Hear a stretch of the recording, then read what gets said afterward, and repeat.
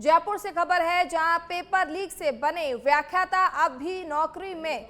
SI भर्ती में जब हुई थी सीधी बर्खास्तगी, शिक्षा विभाग के सिस्टम पर फिर उठे सवाल। 2022 में स्कूल व्याख्याता भर्ती का पेपर परीक्षा से पहले ही हुआ था लीक। जानकारी के मुताबिक कुछ अभ्यर्थियों ने करीब 25 लाख रुपए देकर पहले ही पढ़ लिया था पेपर। बाद में वही अभ्यर्थी व्याख्याता बनकर सिस्टम का हिस्सा भी बन गए हैं।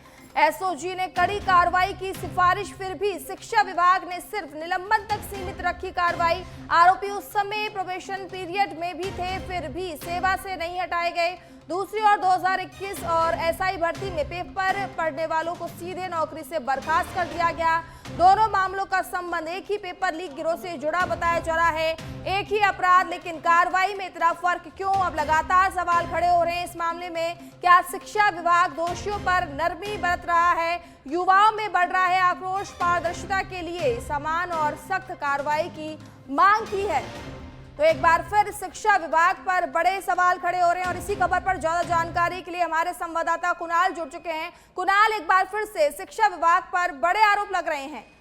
देखिए, आपको बता दें कि जो पूरा मामला है राजस्थान में पेपर लीक को लेकर जो कार्रवाई चल रही है उससे संबंधित है। इस मामले में एसओजी में एफआईआर 18/2025 जो है दर्ज की गई थी, जिसमें कई अभ्यर्थियों को गिरफ्तार किया गया था। और इसमें जिस तरह की रिपोर्ट सामने आई उसमें ये बात निकल कर आई थी कि 25 लाख रुपए देकर जो है परीक्षा से पहले इन लोगों के द्वारा पेपर पढ़ा गया था और इनका जो चयन है बाद में व्याख्याता भर्ती में हो गया था। चौंकाने वाली बात यह है कि इन अभ्यर्थियों के खिलाफ एसओजी ने सख्त कार्रवाई की अनुशंसा की थी, फिर भी शिक्षा विभाग ने उन्हें केवल निलंबित करके जो है इतिश्री का काम किया। जबकि जो सभी अभ्यर्थी अभी प्रोविजन पीरियड में, उस समय जो प्रोविजन पीरियड में थे और स्थायी कर्मचारी नहीं बने थे। वहीं दूसरी ओर अगर हम देखें, ऐसा ही एक मामला सब इंस्पेक्टर भर्ती में आया था। जब पेपर लीक की बात आई थी, पेपर पढ़कर जो लोग बने थे सब इंस्पेक्टर, उनको जो है बर्खास्त यहाँ पर कर दिया गया। दूसरी ओर शिक्षा विभाग का जो रवैया है वो काफी जो है सुस्त यहाँ पर नजर आ रहा है और कहीं ना कहीं जो इससे सरकार की मंशा है वो यहाँ पर पूरी नहीं हो रही है। ऐसे में इन जो पेपर पढ़ के जिनके ऊपर आरोप लगे, जिनके खिलाफ एफआईआर दर्ज है, जिनकी गिरफ्तारी हुई, उन पर आखिर शिक्षा विभाग कब कार्रवाई करेगा या उनको बचाने का शिक्षा विभाग काम कर रहा है, ये काफी गंभीर सवाल जो है इस पूरे मामले पर खड़े हो रहे हैं। बिल्कुल ठीक कहा कुणाल कि लगातार इस तरीके के मामले सामने आते हैं, लेकिन फिर भी आरोपियों के खिलाफ कोई सख्त कार्रवाई नहीं की जाती है, जिसको लेकर लोगों में आक्रोश है। बहुत बहुत धन्यवाद कुणाल तमाम जानकारी देने के लिए। अगली खबर भी जयपुर से है, जहां जयपुर में जेडीए का बड़ा एक्शन सामने आया है। 37 बीघा सरकारी जमीन पर अतिक्रमण मुक्त 233.40 करोड़ की सरकारी भूमि अवैध कब्जों में कार्रवाई की गई मुक्त। सीएम भजनलाल शर्मा की जीरो टॉलरेंस नीति पर जेडीए की कार्रवाई देखने को मिली है। जनवरी फरवरी में जेडीए का अभियान अवैध कब्जाधारियों में हड़कंप अब देखने को मिला है। जनवरी में 17 बीघा, फरवरी में 20 बीघा जमीन खाली कराई गई। आयुक्त सिद्धार्थ महाजन ने इस प्रवर्तन शाखा की समीक्षा बैठक ली। अतिक्रमण पर सख्ती, सोमवार से साप्ताहिक अभियान चलाने के भी निर्देश दिए गए हैं। अवैध कब्जे की सूचना मिलते ही तुरंत कार्रवाई के आदेश दिए गए हैं। जेडीए ने जारी किए हैं 24 घंटे हेल्पलाइन नंबर। आमजन से सहयोग की इसके साथ अपील भी की है। जयपुर को अतिक्रमण मुक्त बनाने के लिए जेडीए का अभियान लगातार तेज देखने को मिल रहा है। तो अवैध कब्जे की सूचना मिलने पर तुरंत कार्रवाई के आदेश दिए गए हैं। इसके साथ ही साथ ये भी कहा है कि आम जन भी इस मामले में जो है सहयोग कर सकते हैं। अगर उन्हें ऐसा कुछ नजर आता है अपने आसपास तो हेल्पलाइन नंबर जारी किए गए हैं, उस पर वो शिकायत करके वो दर्ज करा सकते हैं मामले को। तो जयपुर से आपको खबर हम बता रहे हैं, जहां पर जेडीए की कार्यवाही देखने को मिली है। जयपुर में जेडीए का बड़ा एक्शन हुआ है। 37 बीघा सरकारी जमीन अतिक्रमण मुक्त करवाई गई है। आपको बता दें कि लगातार जो है जेडीए की तरफ से कार्रवाई की जा रही है और सीएम भजनलाल शर्मा की जीरो टॉलरेंस नीति पर जेडीए की कार्रवाई देखने को मिली है। तो जयपुर से खबर है, जहां चतुर्थ श्रेणी भर्ती में हाईकोर्ट का बड़ा आदेश सामने आया है। याचिकाकर्ताओं को डीवी में शामिल करने के निर्देश दिए गए हैं। चतुर्थ श्रेणी भर्ती परीक्षा से जुड़े मामले में राजस्थान हाईकोर्ट जयपुर में सुनवाई हुई है। बोर्ड ने 10% प्रश्न अनअटेम्प्ट्स नहीं छोड़ने का हवाला देकर अभ्यर्थियों को किया गया था अपात्र। याचिकाकर्ताओं का दावा ओएमआर शीट में सभी गोले भरे अंक भी कट ऑफ से ज्यादा हैं। इसके बावजूद बोर्ड ने गलत तरीके से अपात्र घोषित किया। सुनवाई के दौरान हाईकोर्ट ने मामले को प्रथम दृष्टया गंभीर माना। न्यायालय ने याचिकाकर्ताओं को प्रोविजनली डॉक्यूमेंट्स वेरिफिकेशन में शामिल करने के निर्देश दिए हैं। साथ ही बोर्ड और राज्य सरकार को नोटिस जारी कर जवाब भी मांगा है। मामला देशराज व अन्य बनाम राज्य प्रकरण से जुड़ा हुआ बताया जा रहा है। तो सुनवाई के दौरान हाईकोर्ट ने मामले का प्रथम दृष्टया गंभीर माना है। न्यायालय ने याचिकाकर्ताओं को प्रोविजनली डॉक्यूमेंट वेरिफिकेशन में शामिल करने के निर्देश भी दिए हैं। साथ ही बोर्ड और राज्य सरकार को नोटिस जारी कर जवाब भी मांगा है। तो मामला देशराज व अन्य बनाम राज्य प्रकरण से जुड़ा हुआ है। तो बढ़ते हैं अगली खबर की ओर। अगली खबर पटना से है, जहां पर सीएम नीतीश कुमार चले दिल्ली। मुख्यमंत्री की उन्होंने अब जो है कुर्सी छोड़ दी है। नीतीश कुमार ने राज्यसभा चुनाव के लिए नीतीश कुमार ने आज नामांकन किया है। आपको बता दें कि इस वक्त की बड़ी खबर, मुख्यमंत्री ने छोड़ दी है अपनी कुर्सी। राज्यसभा के लिए उन्होंने नामांकन किया है। अब बिहार को नया मुख्यमंत्री मिलेगा। राज्यसभा जा रहे हैं सीएम नीतीश कुमार, नामांकन किया है आज उन्होंने, और इसी के साथ उन्होंने जो है अपनी कुर्सी छोड़ दी है। तो पटना से बड़ी खबर आपको बता रहे हैं, मुख्यमंत्री ने अपनी कुर्सी जो है छोड़ दी है। बिहार का अगला सीएम कौन होगा, अब इसे लेकर बड़ा सवाल खड़ा हो रहा है। तो नीतीश कुमार अब जो है दिल्ली चले, उन्होंने राज्यसभा के लिए आज नामांकन पत्र भरा है। और आपको बता दें कि राज्यसभा के लिए उन्होंने नामांकन पत्र भरा है।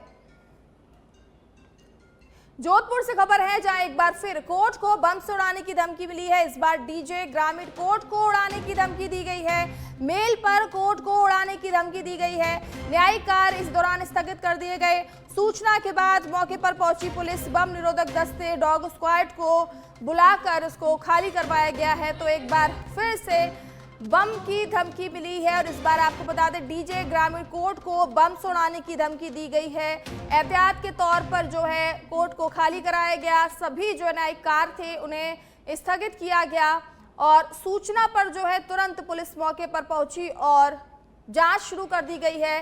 डॉग स्क्वाड की टीम भी मौके पर पहुंची है और बम निरोधक दस्ता भी मौके पर पहुंचा। हालांकि अभी तक कोई संदिग्ध वस्तु सामने नहीं आई है। मेल के जरिए कोर्ट को बम उड़ाने की धमकी दी गई थी। तो जोधपुर में आपको बता रहे हैं कि जहां पर कोर्ट को बम उड़ाने की धमकी दी गई है, जिसके बाद जो है पुलिस प्रशासन अलर्ट मोड पर आ गया है। बम निरोधक दस्ता पहुंच गया है, और इसके साथ में डॉग स्क्वाड की टीम भी न्यायालय में पहुंची और सभी कार्य जो है इसको स्थगित कर दिया गया। जोधपुर से खबर है, जहां पुलिस लाइन में पुलिस कर्मियों की होली रद्द।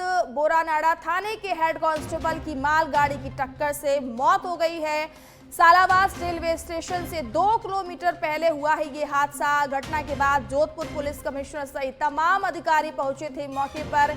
इस दुखद घटना के बाद गुरुवार को होने वाली होली स्नेह मिलन समारोह को अब रद्द कर दिया गया है। तो हेड कांस्टेबल की मालगाड़ी की टक्कर से मौत हो गई है, जिसके चलते होली मिलन समारोह को रद्द कर दिया गया है। हेड कांस्टेबल की मौत के बाद पुलिस लाइन में जो है दुख का माहौल देखने को मिल रहा है। आपको बता दें कि मालगाड़ी की टक्कर से जो है हेड कांस्टेबल की मौत हो गई है, जिसके बाद होली मिलन समारोह को रद्द कर दिया गया है। पालड़ी से खबर है, जहां पालड़ी एम बाईपास पर गुरुवार को एक रोडवेज बस अनियंत्रित होकर डिवाइडर पर लगे पोल से टकरा गई। ये हादसा पालड़ी एम थाने के सामने हुआ, जिससे मौके पर अफरा तफरी का माहौल बन गया। हालांकि गनीमत रही कि इस दुर्घटना में कोई जनहानि नहीं हुई। बस में सवार कुछ यात्रियों को हल्की चोटें आई, जिन्हें एम्बुलेंस के माध्यम से अस्पताल पहुंचाया गया।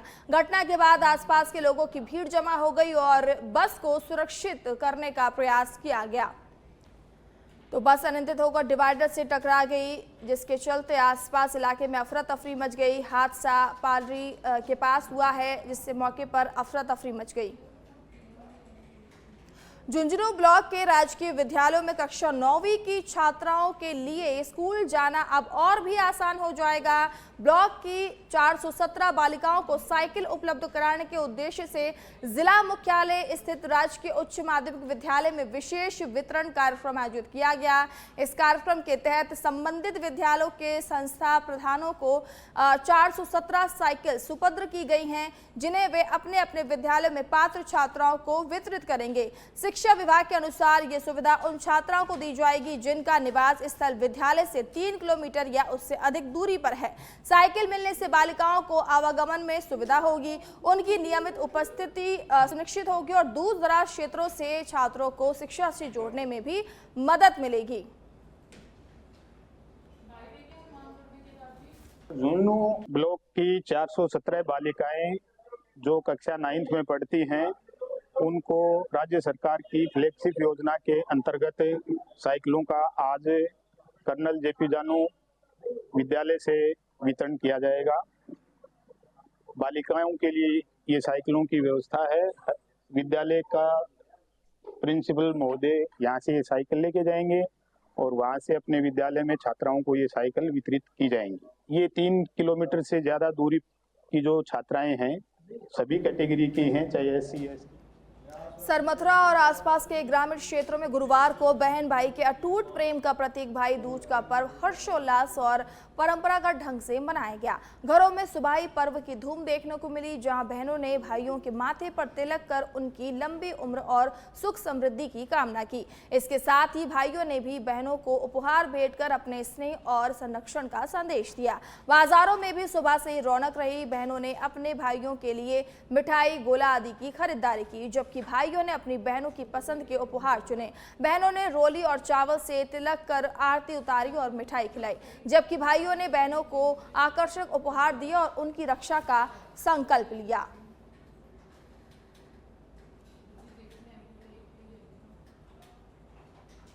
डीडवाना जिले में आगामी 20 मार्च से इंदिरा गांधी मुख्य नहर में सफाई और मरम्मत कार्य के कारण 1.5 महीने के लिए नहर बंदी शुरू होने जा रही है, जिसके चलते 20 मार्च से 3 मई तक जिले में पानी की आपूर्ति बंद रहेगी।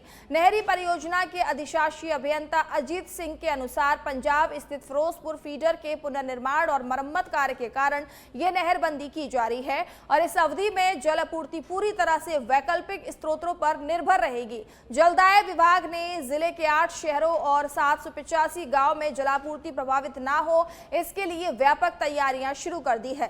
अधीक्षण अभियंता PS तनवर ने बताया कि विभाग का मुख्य फोकस नोखा दया डैम में अधिकतम जल भंडारण पर है, जहां वर्तमान में 10,000 मिलियन लीटर से अधिक पानी संग्रहित किया जा चुका है, जबकि डैम की कुल क्षमता 10,110 MLD है।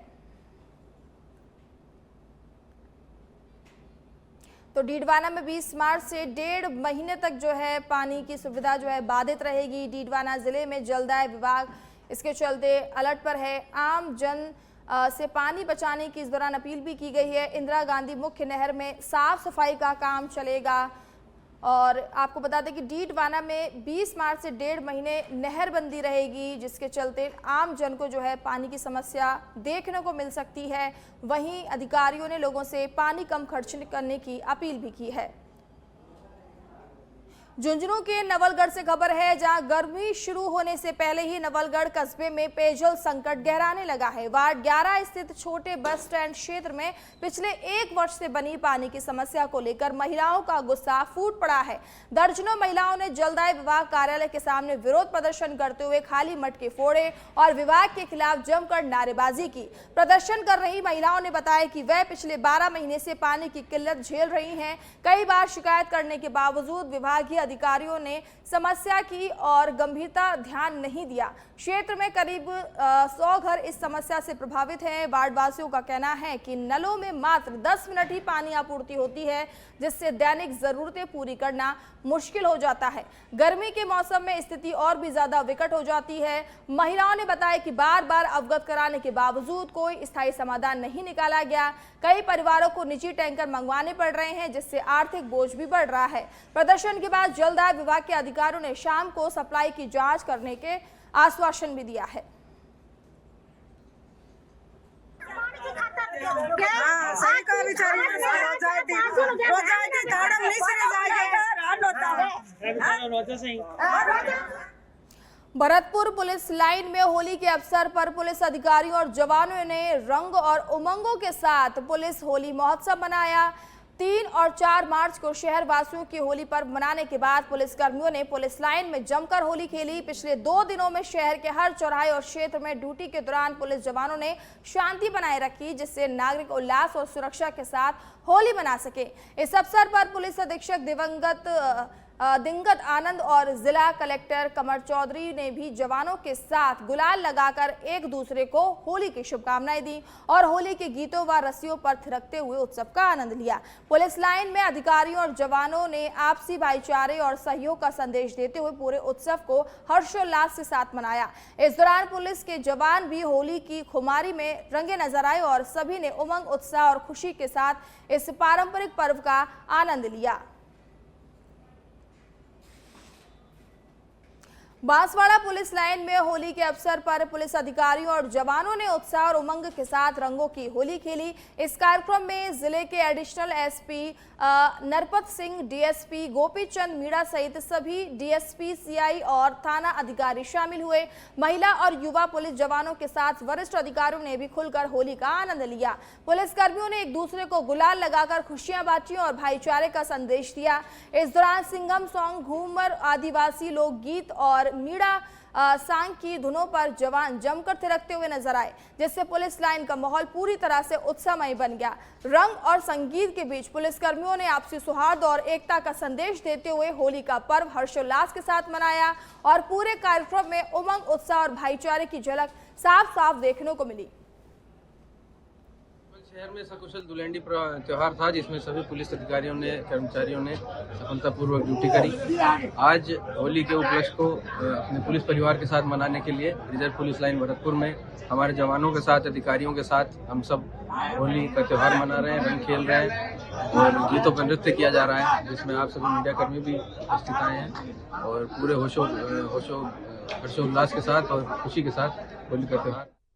सिद्धेश्वर बालाजी मंदिर के पास बने पक्के चबूतरे को हटाने की आशंका के विरोध में गुरुवार को लोगों ने उपखंड कार्यालय पहुंचकर ज्ञापन सौंपा। बड़ी संख्या में श्रद्धालु हनुमान चालीसा और रामधुन का पाठ करते हुए पहुंचे और उपखंड अधिकारी ने चबूतरा नहीं हटाने की मांग की। ज्ञापन में बताया गया कि भंवर माता रोड स्थित मंदिर के पास ये चबूतरा नगर पालिका ने जनता की मांग पर बनवाया था, जहाँ महिलाएं भजन कीर्तन करती हैं और अन्नकूट जैसे धार्मिक आयोजनों के दौरान प्रसाद भी तैयार किया जाता है। लोगों का कहना है कि कुछ लोग नगर पालिका पर चबूतरा हटाने का दबाव बना रहे हैं, इसीलिए प्रशासन इसे यथावत रखे। उन्होंने चेतावनी दी है कि यदि चबूतरे को हटाया गया तो विरोध भी किया जाएगा, जिसकी जिम्मेदारी प्रशासन की होगी। देवभोग से खबर है, जहां छत्तीसगढ़ के गरियाबंद जिले के देवभोग क्षेत्र की खमारगुड़ा पंचायत के खोकसरा गांव में 3 मार्च की रात होलिका दहन के बाद 4 मार्च को होली का रंगोत्सव बड़े ही हर्षोल्लास के साथ मनाया गया। गांव की गलियां और चौक चौराहों पर युवा समूह होली के नारे लगाते हुए ढोल नगाड़ों की थाप पर थिरकते नजर आए। लोग एक दूसरे को रंग लगाकर परंपरागत तरीके से बुजुर्गों के पैर छूकर आशीर्वाद देते भी दिखाई दिए। होली में हमारे गाँववासी और हमारे लड़के और अभी तो बहुत धूमधाम से मनाते हैं। शाम तक हम होली मनाते हैं और बाजे गाजे के साथ, नगाड़े के साथ बड़ा धूमधाम से नाचते हुए मनाते हैं हम होली। हर साल की भांति इस साल भी इस तरह मना रहे हैं। इस बार कौन सा रंग का यूज कर रहे हैं? इस बार आप देख लीजिए, हरा, नीला, लाल, पीला, केसरिया, चूड़ी रंग, उड़ी रंग। ये हमारा परंपरा चलते आ रहे हैं। होली का दहन हम लोग भी मनाते हैं और छोटे से बड़े से हम लोग होली खेल रहे हैं और बड़े से सम्मान देते हैं। और हम लोग होली पर 10 लाइन से होली रंगों का त्यौहार तो हर जगह मनाया जाता है, वैसे पूरा भारत में साल में एक बार। हम लोग मस्त हमारे गांव में एकदम सुचारू रूप से मनाए। होली जलाए? होली तो कल जलाए हम लोग, करीबन रात 10 बजे। सुबह से खेल रहे हो? और सुबह से सब मिलजुल के गांव वाले होली खेल रहे हैं ना, सब मिलजुल के एकता हो गई। क्या संदेश देना चाहते हैं? संदेश क्या है, हम लोग जो गांव में होली खेले हैं, मस्त